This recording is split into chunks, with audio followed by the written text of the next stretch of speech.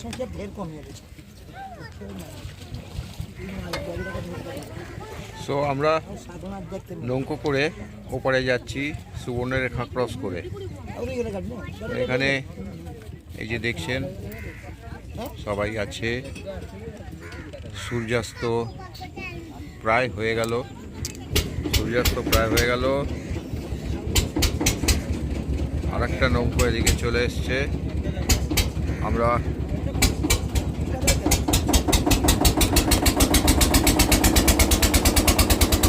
এবার থেকে ওপর থেকে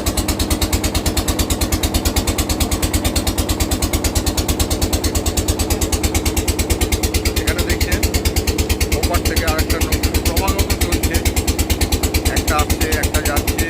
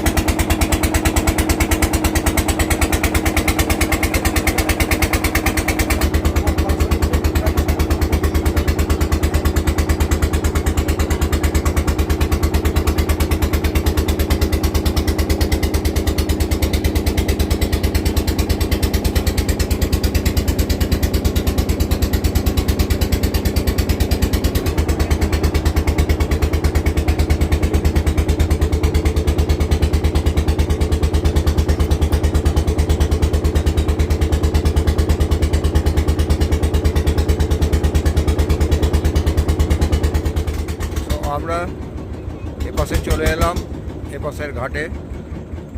এবারে আমাদের নামার পালা।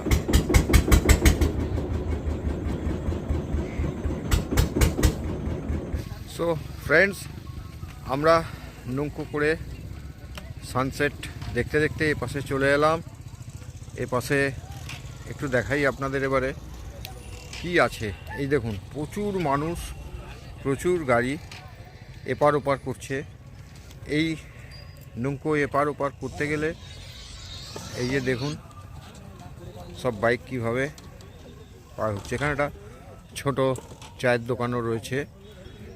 আর এদিকে দেখি, এখানে যেরকম দেখলেন আপনারা যে নৌকো থেকে আমরা নামলাম বা বাইক নামছে, এপাশে কিন্তু আর একটা নৌকোতে কিন্তু বাইক উঠছে। এই যে দেখুন, এপাশে নামছে আর এপাশে কিন্তু আর একটা নৌকো করে উঠছে। ক্রমাগত চারটে নৌকো এপার ওপার করছে। এই জায়গাতে আপনাদের একটু দেখাই যে আপনারা ভাবছেন জায়গাটার নাম কি, বলবো জায়গাটার নাম নিশ্চয়ই আপনাদের জানাবো। একটু সময় আমাকে দিন, নিশ্চয়ই জায়গাটার নাম দেখাবো। এবং এই যে জায়গাটা অসাধারণ জায়গা, সুবর্ণরেখা নদী। এপাশে দেখছেন অনেক নৌকো সারি দিয়ে ঘাটে বাঁধা রয়েছে।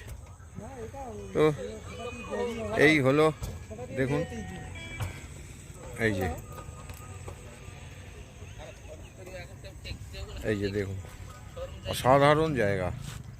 ধান উঠে গেছে, জমি পরিষ্কার হয়ে গেছে, আবার ধান লাগানোর কাজ শুরু হয়ে যাবে, শীতকালীন যে ধান। আর আকাশটা ভীষণ ভালো ছিল, খুব সুন্দর লাগছিল।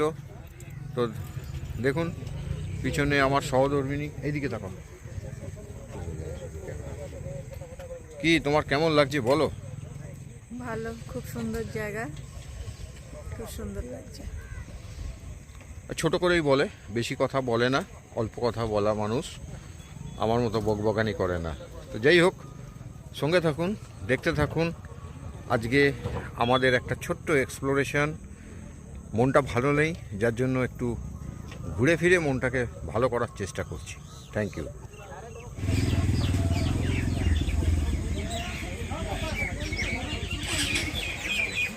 প্রচুর পাখি রয়েছে এই গাছটার মধ্যে।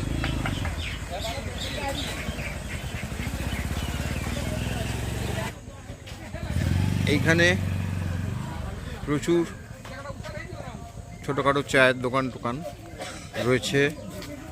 এইখানে ইয়ে রয়েছে, এই যে বসে আছে, এখানে টিকিট কাটার জন্য বসে আছে। এখানে টিকিট কাটা হয়। এখানে সব আড্ডা চলছে, তাস খেলা চলছে।